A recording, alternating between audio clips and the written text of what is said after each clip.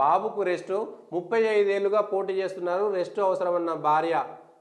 ఈసారి కుప్పంలో పోటీ చేయాలనుకుంటున్నాను భువనేశ్వరి. అయితే కుప్పంలో కూడా చంద్రబాబు నాయుడు ఓడిపోతాడా అని డౌట్ వస్తుంది నాకు ఈ మాట చూసిన తర్వాత. అంత సింపుల్గా ఏమి ఉండదు. కుప్పంలో కూడా చంద్రబాబు నాయుడు ఓడిపోతుంది. ఇంకా చంద్రగిరి సొంత నియోజకవర్గంలో ఓడిపోతే కుప్పంకి వెళ్ళిపోయారు. ఇప్పుడు కుప్పంలో కూడా ఓడిపోతాడేమో అనేటువంటిది ఒక చర్చ జరుగుతున్నటువంటి నేపథ్యంలో దానికి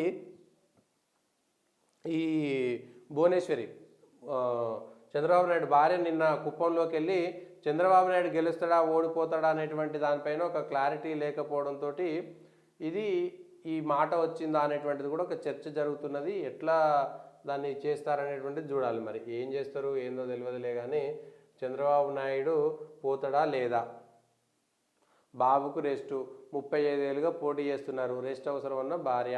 సిద్ధం సభలకు వెలువల వస్తున్నారా? లేదు. సిద్ధం సభలకు ఉక్కిరి బిక్కిరి. ఇప్పటికే సిబిఐ ఒక ఇది ఏపీసీఐడి ఛార్జ్ షీట్ వేసింది. గతంలో జైలుకు పోయిండు, మళ్ళీ కూడా జైలుకు పోతాడేమో. కుప్పం పైన దృష్టి పెట్టింది వైఎస్ఆర్సీపీ. రాయలసీమ మొత్తం పైన దృష్టి పెట్టిన తర్వాత ఇప్పుడు చంద్రబాబు నాయుడు ఓడిపోతాడేమో అనేటువంటి ఒక భయంతో ఉన్నారు అనేటువంటిది స్పష్టంగా అర్థమవుతున్నది.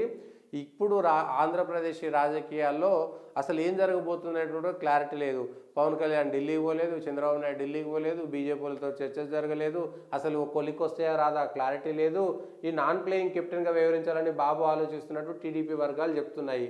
భారతీయ జనతా పార్టీ ఏమో అసలు చంద్రబాబు నాయుడు ఎమ్మెల్యేగా పోటీ చేస్తే మేము పొత్తే పెట్టుకోమనేటువంటిది. అంటే చంద్రబాబు నాయుడు నేనేమి ముఖ్యమంత్రి పదవి తీసుకోనని చెప్పినా కూడా నమ్మడానికి లేదు. కాబట్టి చంద్రబాబు నాయుడు ఎమ్మెల్యేగా పోటీ చేస్తే మేము చేయమనేటువంటిది ఒక అల్టిమేటం ఇచ్చారనేటువంటిది ఒక క్లారిటీ వస్తుంది. మరి అల్టిమేటం ఇస్తే చంద్రబాబు నాయుడు ఈ కుప్పంలో కూడా మున్సిపాలిటీలో వైఎస్ఆర్సీపీ 25 వార్డుల్లో టీడీపీ కేవలం 7 వార్డులు గెలవగా మిగిలిన 18 వార్డులను వైఎస్ఆర్సీపీ అభ్యర్థులు విజయకేతన వేశారు. అంతకుముందు జరిగినటువంటి పంచాయతీ ఎన్నికల్లో 89 పంచాయతీలు గాను 70 పంచాయతీలను వైఎస్ఆర్సీపీ గెలుచుకున్నది. అంటే కుప్పంలో చంద్రబాబు నాయుడు గెలవడేమో, చంద్రబాబు నాయుడు కూడా ఓడిపోతాడేమో అనేటువంటి. లోకేష్ ఓడిపోయిండు, చంద్రబాబు నాయుడు కూడా ఓడిపోవచ్చు. గతంలో ఓడిపోయిండు.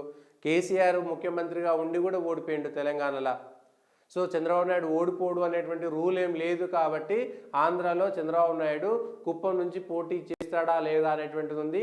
మహిళా సెంటిమెంట్ ఒకటి వస్తుంది, భువనేశ్వరి పోటీ చేస్తే అనేటువంటి ఒక చర్చ ఇప్పుడు మొదలైంది. మరి చంద్రబాబు నాయుడు కుప్పం తప్పించుకొని ఇంకెక్కడికైనా సేఫ్ సీట్కి వెళ్తారా లేదా, అసలు పోటీ చేస్తారా లేదా అనేటువంటిది ఒక క్లారిటీ లేదు.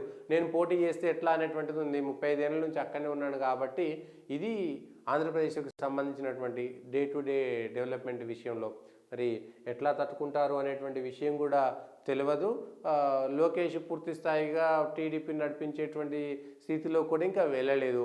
సో ఆ పార్టీలో ఇంకా లుకలుకలు ఉన్నాయి. పొత్తుల అవన్నీ కూడా ఎత్తులైతాయా, అవి జిత్తులైతాయా అనేటువంటిది కూడా తెలియదు. సో చంద్రబాబు నాయుడు కుప్పంను వదిలిపెడతారు అనేటువంటిది నిన్నటి నుంచి విస్తృతంగా చర్చ జరుగుతున్నది.